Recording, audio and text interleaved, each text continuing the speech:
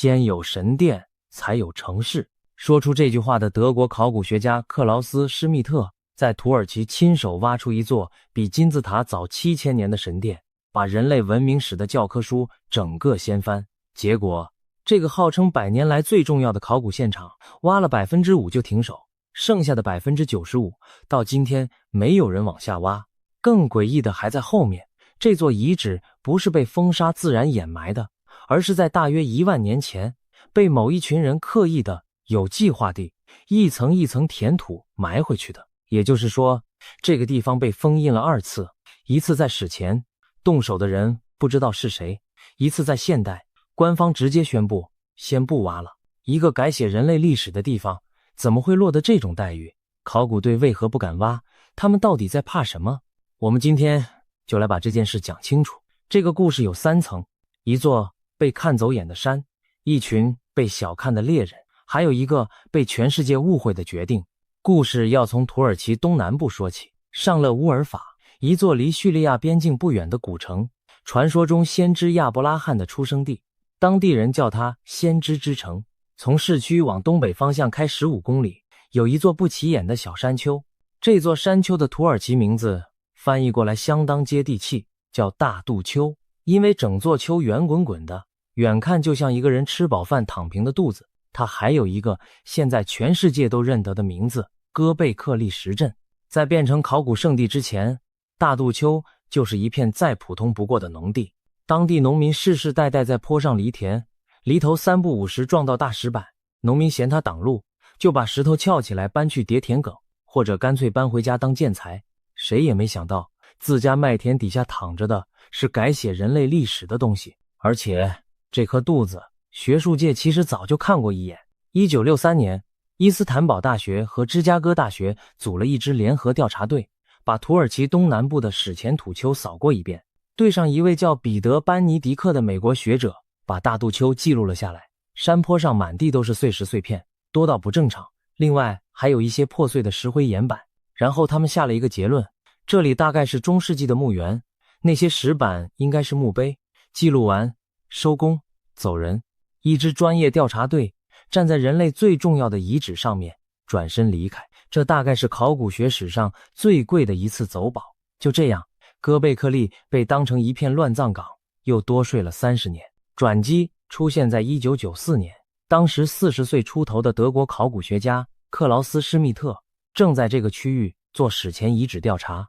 他翻到当年那份旧报告，越看越不对劲。一座中世纪墓园的山坡上怎么会捡得到史前时代的碎石工具？这里要补一个关键背景，施密特之前在附近一个叫内瓦利桥里的遗址挖了好几年，那里出土过一种很特别的 T 型石柱，是前所未见的史前建筑语言。哪知道1992年水坝蓄水，整个内瓦利桥里连同那些石柱被淹进水库底，成了他心里的一根刺。所以当1994年10月施密特站上大肚丘，看到那些所谓的墓碑时，他几乎是瞬间认出来的，这不是墓碑，这是 T 型巨柱的顶端，跟被淹掉的那批是同一家人。而且从山丘的规模看，底下的东西大得吓人。他后来不止一次跟媒体说起那个下午，他说那一刻他就知道自己只有2个选择，假装没看到，转身离开，或者把下半辈子堵在这座山上。他选了后者。1995年，施密特带着德国考古研究院和上勒乌尔法博物馆的团队正式开挖。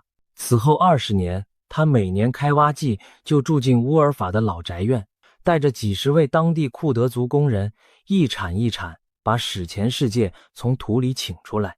然后土里开始冒出巨人，一根又一根梯形的石灰岩巨柱从山丘里被清出来，这些柱子围成一个一个圆圈，直径从10公尺到30公尺不等。圆圈中央还立着2根最高大的像主持会议的主席。考古队用字母帮石圈编号 A 圈、B 圈、C 圈、D 圈，其中最壮观的 D 圈中央双柱高达 5.5 公尺，一根重约8到10吨，而整个遗址里体格最好的那几根估计重达10到16吨。什么概念？一根柱子大概等于一台满载的游览车，再叠一台小货车。这种等级的巨石在现代工地要出动吊车，在1万多年前理论上根本不该存在。更吓人的是柱子上的雕刻，狐狸、野猪、蛇、秃鹰、蝎子、鹤鸟、野驴，一只一只爬在石柱表面，线条利落，姿态凶猛。这不是随手涂鸦，是有一整套图像语言的作品。同一批动物在不同柱子上反复出现，像某种我们读不懂的史前圣经。有几根柱子的侧面还刻着手臂和手指，腰上刻着腰带。考古学家这才意识到，这些 T 形柱可能根本不是柱子，是抽象化的人。横的那一杠是头，直的那一竖是身体。一群站了上万年的石头巨人围成圆圈，面对中央那2位最高大的，像在开一场永远不散的会。再靠近一点看，细节更讲究。地圈的中央双柱站在直接从岩床削出来的基座上，柱身刻着手臂，双手在腹前交握，腰带下方还刻着一条狐狸皮样式的遮腰布。有学者形容，这2位就是全场的神明本尊，其他10柱是列席的祖灵。施密特自己则给了一个很传神的说法，这是山丘上的大教堂，猎人们的朝圣地，而这只是已经出土的部分。按照扫描推估，整座山丘里的梯形柱总数可能超过200根。200根雕工讲究的巨石人像，出自一群原始猎人之手。你说教科书尴不尴尬？顺带一提，大肚丘这颗肚子本身就是一件人造物，整座土丘高约15公尺，是几千年间一层一层的建筑、瓦砾和填土堆出来的。你以为他们把神殿盖在山上，其实是神殿自己长成了一座山。好，接下来就是全世界考古学家心脏停一拍的时刻，定年。碳14的结果出来，最早的一批石圈建于大约公元前9600年。这个数字有多离谱？我们排个队给你看。埃及吉萨大金字塔，大约公元前2560年动工。英国巨石阵，大约公元前3000年立起来。哥贝克利石阵比金字塔早7000年，比巨石阵也早了6000多年。换个算法更吓人，哥贝克利到金字塔的时间距离比金字塔到我们今天还要远。也就是说，对盖金字塔的古埃及人来讲，哥贝克利才是不可考的远古遗迹。如果金字塔算古迹，那哥贝克利就是古迹他祖公。再拿同行来比较好了，号称世界最古老城市的耶利哥，他那座著名的石塔大约公元前8000年才盖起来。土耳其自己的明星遗址加泰土丘，大约公元前7400年才热闹起来。这2位已经是史前界的资优生，站在哥贝克利面前还是小老弟。公元前9600年，那是一个什么样的世界？最后一次冰期刚刚结束，地球才从一场叫新仙女木期的千年极冻里回暖，猛犸象都还没从地球上完全退场。讲个更有感的，那时海平面比现在低得多，台湾海峡还有大片区域是露出水面的陆地。梅花鹿的祖先们理论上可以用走得过来台湾，就是那么古早的年代，人类还没有文字，文字还要再等6000多年才发明，还没有轮子，还没有陶器，没有任何金属工具，最关键的是还没有农业。没有农业就代表盖这座神殿的不是农夫，是猎人，一群靠打猎采野果过日子的狩猎采集者，理论上应该住山洞追羚羊居无定所的那种人。讲白一点，按照我们过去对石器时代的想象，这群人的科技树大概就升级到比较好用的石头而已，结果他们交出来的作品是几百吨石材的巨型建筑群。这就像你以为隔壁小朋友在堆沙堡，回头一看，他堆了一座台北101。问题来了，教科书是怎么写的？教科书说，人类先学会种田，有了余粮才能定居，定居了，人口多了，社会分工出来了，才有闲工夫搞宗教，盖神殿，先吃饱再拜拜，顺序不能乱。哪知道哥贝克利把这个顺序整个翻过来，一群连晚餐都要用锥的猎人居然先盖了一座巨型神殿。不是先有面包才有信仰，搞不好是先有信仰才逼出了面包。这就是施密特那句名言的完整意思，先有神殿才有城市。宗教不是文明的副产品，宗教可能就是文明的发动机。是相信同一个故事这件事，把一盘散沙的猎人捏在一起，捏出了组织，捏出了分工，最后捏出了文明。你可能会问，讲得好听，猎人盖神殿几百个工人要吃什么？考古队还真的挖到了答案。遗址里堆着满坑满谷的兽骨、瞪羚、原牛、野驴，全是野味，明显是一场一场大型聚餐留下来的。更妙的是，现场找到6个从石灰岩凿出来的大槽，最大的容量160公升，槽壁上验出草酸盐，那是谷物发酵酿酒时会留下的化学痕迹。换句话说，1万多年前的工地很可能就有啤酒喝。学者拼出来的画面大概是这样：每隔一段时间，方圆几十公里的部落扶老携幼过来，白天搬石头、刻石柱，晚上烤原牛、喝谷物酒，像一场史前版的跨年晚会，加建教大典、办流水席、供肉供酒，把散落各地的猎人部落吸引过来，一起搬石头。这套请客吃饭换工程的操作，我们台湾人看了应该会非常眼熟。庙会办桌，动员全庄乡亲，原来1万年前就有人玩过了，而且玩得比谁都大。还有一件事，妙到让人起鸡皮疙瘩。植物基因学家追踪现代单粒小麦的祖先，发现它的驯化源头就指向距离遗址不远的卡拉贾达山一带。人类最早的小麦农业很可能就诞生在这座神殿的视线范围之内。剧本可能是这样的：为了喂饱一批一批来盖神殿、拜神殿的人潮，光靠打猎不够了，有人开始试图把野麦种进土里。如果这个推论成立，那就不是农业催生了宗教，而是宗教催生了农业。教科书那一章直接重写。再来讲工程本身，这是另一个未解之谜。没有轮子，没有金属，没有牛马帮忙拖，这群猎人手上最好的工具是碎石做的石器，他们就用这种配备从石灰岩山体上切出10几吨的巨柱，搬到定点，立起来还立得整整齐齐。施密特生前估算过，光是搬运一根巨柱可能就要几百人同时拉绳协作，而这些人没有工头，没有薪水单，没有国家机器逼他们上工。金字塔好歹还有法老，有官僚系统，有税收在后面撑腰。哥贝克利什么都没有，只有烤肉、啤酒和一个大家都买单的信仰，哪一个更神奇还真不好说。他们怎么办到的？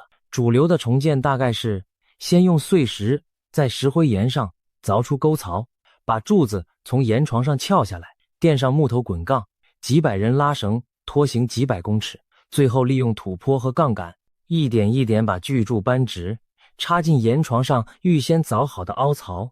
每一个步骤都可行，但每一个步骤都累到怀疑人生。附近的采石场里到现在还躺着一根没完工的半成品，7公尺长，估计50吨重，切到一半放弃了，像是工地留下的一张便条，上面写着：我们本来还想搞更大的。后来考古队还发现一个耐人寻味的走向，比较晚期的建筑，圆形石圈变成方形小房间，柱子也明显缩水，越盖越小，越盖越省事。全盛时期过去了，这座神殿在慢慢走下坡，像一间香火渐渐淡掉的老庙。2017年，德国团队又公布一项发现，让这个地方更添几分诡异。遗址里找到3块人类头骨碎片，上面有深深的人工刻槽，其中一块还被钻了孔，研判是要穿绳吊挂展示的。学界给了一个很直白的称呼：头骨崇拜。这群人不止拜神，可能还供奉祖先的头骨。施密特生前还留下一个未了的心愿，他一直相信这种等级的圣地，柱子底下或墙体里应该埋着创建者的墓，也许就是史前世界的开山祖师。他找了20年没找到，这张大奖的刮刮乐到今天都还没被刮开。近年的挖掘也修正了施密特原本的想法，他生前认为这里是纯粹的圣地，只拜拜不住人，但后来考古队陆续找到疑似住屋的建筑和集水设施，越来越多学者认为这里可能同时是神殿也是聚落。这场学术辩论到今天还没有结束，你看才挖出一小部分，就已经翻出这么多颠覆认知的东西。最古老的巨型神殿，最早的大型公共工程，疑似最早的啤酒，头骨崇拜，这也是后来大家想不通的地方。成果这么猛，怎么会突然踩刹车？好，故事讲到这里，都还是伟大发现的剧本。接下来剧本开始转弯。2003年，考古队请来地球物理探测团队，用磁力探测和透地雷达把整座山丘从头到脚扫了一遍，这种技术的原理是地下的石头结构和周围土壤的物理性质不一样，仪器扫过去，埋着的东西会自己浮出轮廓，不用动一铲子就能看见地底藏着什么。扫描结果出来，所有人都安静了。地下至少还有20个石圈。你可能会想，都能扫描了，干嘛还要挖？问题是，扫描只能给你轮廓，给不了故事。柱子上刻了什么？土层里埋了什么？兽骨和工具怎么分布？这些问题只有铲子能回答。已经挖出来的那几圈只是冰山一角，整个遗址面积大约9公顷，差不多是1/3个大安森林公园。而20多年下来，真正被挖开的部分大约只有5%。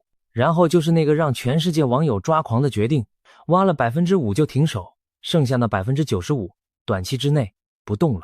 一个震惊世界的遗址居然主动喊停，先别急着骂，因为还有一件更诡异的事就藏在土层里，而这件事才是整个故事真正的谜眼。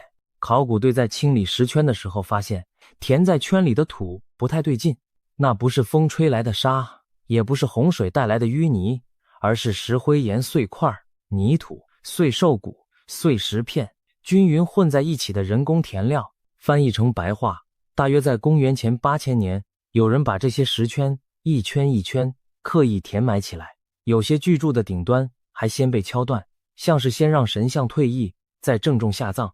考古队怎么确定是人为回填，不是天灾？除了填料的成分，另一个铁证是层次。自然堆积会分层，洪水有洪水的纹路，风沙有风沙的节奏，但这里的填土上下均匀，一次到位。混在里面的兽骨和器物，年代还互相打架，明显是从别处成批搬来倒进去的。盖它的人前后忙了上千年，埋它的人也毫不含糊。回填的土方量以1000吨计，这绝对不是一时兴起，是一场有组织、有预算、有工期的大工程。这搞不好是人类史上最大规模的自己埋自己。换作是你会把祖先盖了上千年的神殿亲手埋掉吗？到底发生了什么事，会让一群人做出这种决定？老实说，到今天没有标准答案，只有几套主流推测，我们一套一套摆出来。第一种，仪式性关闭，神殿也有寿命，一个时代结束了，就郑重地让它下葬，像帮一位老族长办丧礼。埋葬本身就是最后一场，也是最大的一场仪式。台湾的观众可以想象，庙宇的退神仪式，神明要离开了，就恭恭敬敬送走，庙体功成身退，只是他们的版本是把整间庙埋进土里。第二种，保存说，埋不是为了毁掉，反而是为了保护，把神圣的东西整个盖起来，避开风雨，也避开外人的手，有点像把传家宝封进保险箱，钥匙一丢，谁都别想动。第三种，改朝换代，新的信仰起来了，旧的神就得退场。与其哪天让新信徒动手砸烂它，不如自己人先埋好，眼不见为净，也保住体面。第四种，生活变了，农业兴起，人们搬进村庄种田养羊，猎人的神殿没了信众，香火断了，最后被时代温柔地盖上一层土。神殿养出了农业，农业回头送走了神殿，听起来像一个史前版的弟子出师，师傅退休。这4种说法可以并存，也可能同时都对了一部分。唯一确定的是，埋它的人是带着敬意动手的。因为如果只是要毁掉一个地方，最省力的做法是放着让它烂，没有人会特地搬几千吨土，把仇人保护得好好的。最讽刺的是，正因为被埋了1万年，哥贝克利才保存得这么完好。石灰岩最怕风吹日晒雨淋，那1万年的黑暗反而是它最好的防腐剂。当年动手埋它的那群人，不管本意是什么，客观上成了史上最强的文物保护队。这个吊诡请大家先记在心里，因为等一下讲到现代的庭蛙之谜，它会再回来一次。时间快转回现代，2014年7月，把下半辈子真的堵在这座山上的施密特，在德国度假游泳时心脏病发过世，得年60岁。他挖了20年，看到的仍然只是这座山的一小角，也没能亲眼看到他登上世界舞台的那一天。2018年7月1日，联合国教科文组织把哥贝克利石阵列入世界遗产，一个12000年前的遗迹，一夕之间成了土耳其最闪亮的观光招牌。2019年，土耳其干脆把整年定为戈贝克利年，官方大阵仗行销，观光客像潮水一样涌进上勒乌尔法。遗址上方盖起巨大的钢棚和环形步道，游客只能站在步道上，隔着距离往下看那几圈石柱。很多人千里迢迢飞过去，看完的心得是就这样。对，就这样，因为你看到的是 5% 里面开放参观的那一部分，等于 5% 里的一小块。但讲句公道话，这正是这个地方最迷人的反差。金字塔，你可以看到完整的金字塔；巨石阵，你可以看到完整的巨石阵。只有戈贝克利，你看到的永远只是预告片，而光是预告片就已经改写了人类史，正片还在地下躺着。然后全世界的网友几乎在同一时间注意到同一件事。等等，怎么不挖了？质疑声浪这几年越滚越大，有人翻出资料说大规模挖掘实际上早就放缓，官方打算把剩下的部分留给未来世代。又有人算了一笔账，按这种精细挖法，把整座山挖完可能要超过100年。于是网络上疯传一个更耸动的版本，官方要让它再封印150年。更劲爆的指控接着来，有美国网红指出，遗址上方种了几百棵树，树根正好往地下遗构的方向钻，质疑这是故意用树封印，不让后人开挖。还有人发现赞助遗址开发的财团跟世界经济论坛有合作关系，直接开大绝。是不是全球精英不想让我们知道人类真正的历史？ Netflix 在2022年推出的影集《远古启示录》更是把这把火烧到最旺。主持人葛瑞姆·汉考克站在戈贝克利，暗示这里可能是某个冰河时期失落文明留下的手笔，而主流考古界在集体装睡。影集一上线，全球排行榜前10，戈贝克利的神秘值直接拉满，考古学界则气得跳脚，回应翻成白话就是3个字：证据呢？在他们看来，把猎人的成就抢过来，记在一个查无此人的失落文明头上，才是对这群史前天才最大的不尊重。学术圈这边也不平静。2017年，爱丁堡大学的马丁·斯威特曼发表论文，主张编号43号，外号秃鹰石的那根柱子上面的动物其实是星座图。那根柱子确实很有戏，一只秃鹰张着翅膀，翅膀上拖着一颗圆球，旁边有蝎子，下方还有一个无头的人形。斯威特曼认为，这记录的是公元前10800年左右，一颗彗星撞击地球，引发全球极动的大事件。媒体标题直接下12000年前的世界末日被刻在石头上。再加上各路能量旅行团开始组团朝圣，有人说这里是人类真正信仰的源头，有人干脆说这是外星太空基地，在遗址旁边打坐，接收宇宙能量。一座考古遗址活生生被经营成玄学景点。平心而论，阴谋论会烧起来，官方自己也有一份责任。留给未来世代这种话，听在学界耳里是专业谨慎，听在乡民耳里就是此地无银300两。你越说不急，大家越觉得你在藏；你越盖钢棚围步道，大家越想知道棚子底下还有什么。听起来很带感，对吧？但我们是持平的频道，另一边的说法也得完整摆出来，你自己判断。主流考古学家对彗星论的评价相当不客气，把动物浮雕对应成星座，主观成分太高，你想看出什么就能看出什么，换一组人来对，能对出完全不同的星空。负责整个区域考古计划的伊斯坦堡大学教授内吉米·卡鲁尔说得更直白，这些图案比较可能是先民的神话和集体记忆，是他们建立社会秩序的故事书，不是天文观测记录。至于不敢挖的各种指控，卡鲁尔一条一条回应，挖掘从来没有停，每一年遗址上都有小规模的发掘在进行，只是不再搞大面积开挖。说考古队被谁叫停，被什么势力吓跑是假消息。那些树呢？他说那是几十年前地主种的，当年风声传出政府要征收土地，地主抢种树苗，想多领一点补偿金，跟什么全球阴谋一点关系都没有。而且树根确实威胁到地下遗构，所以正在一棵一棵小心移除，交给林业单位异地种植。所谓用树封印，其实是考古队正在拆封印，外国组织操控。他的原话是，在土耳其没有任何外国势力可以指挥或叫停一个科学计划。这类说法完全没有根据。他还特别补了一句重话：没有人有权利用假讯息误导大众。那官方到底为什么放慢速度？真正的理由其实写在考古学的第一课里，只有6个字：挖掘就是破坏。一个遗址在地下待得好好的，温度、湿度、压力全都处于稳定状态，铲子一下去，这个平衡就永远回不去了。石灰岩浮雕一出土就开始风化，你挖掉的每一层土都是读完即焚的档案，看漏的细节永远不会重来。考古学家常讲一句话，每一次挖掘同时也是一次无法重来的实验。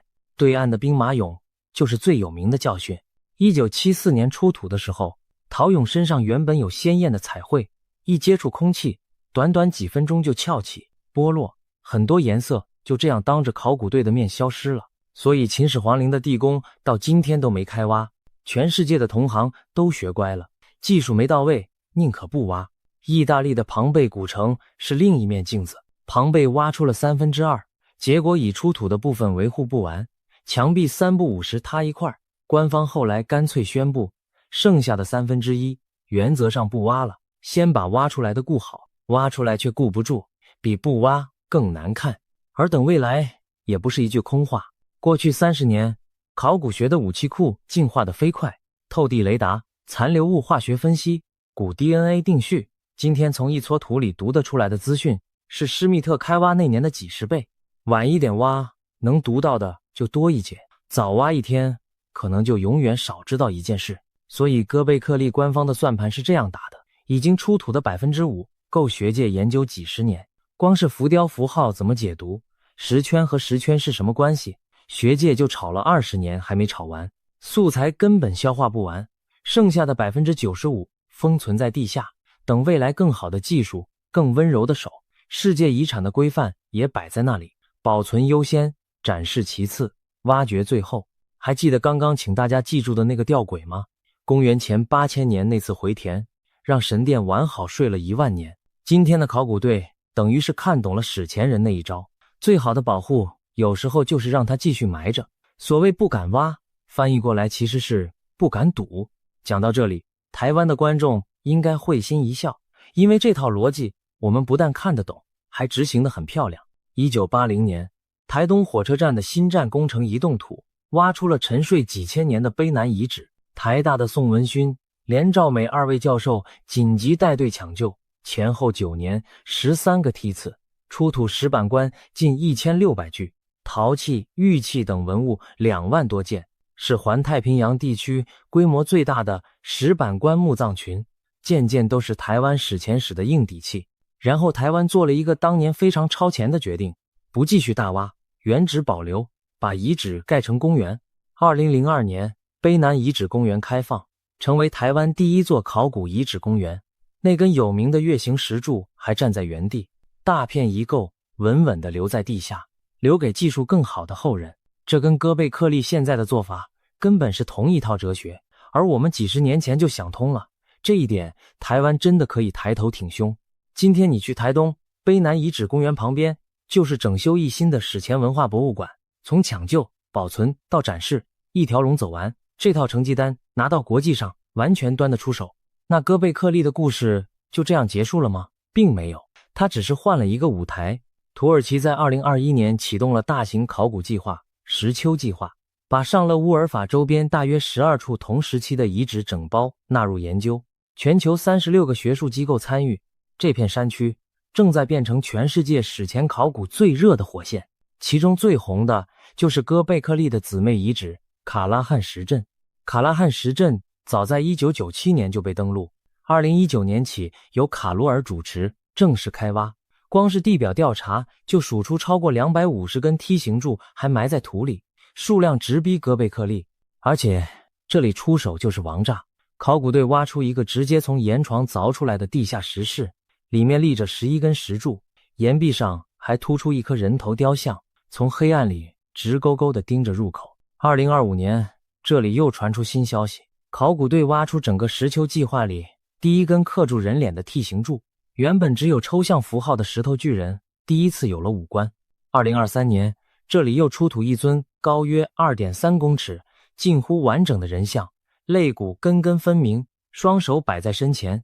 学者推测，刻的可能是祖先或王者，加上早在1993年，乌尔法市区就挖出过一尊公元前9000多年的乌尔法人，号称世界上最古老的真人大小石雕。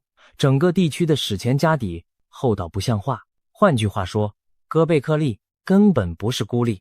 12000年前，这整片土地上散布着一整圈巨石聚落，一个我们过去完全不知道存在的史前世界，正在一座山丘地醒过来。与其说考古队停手了，不如说他们把铲子移到了下一座山，用哥贝克利学到的教训去挖他的兄弟姊妹。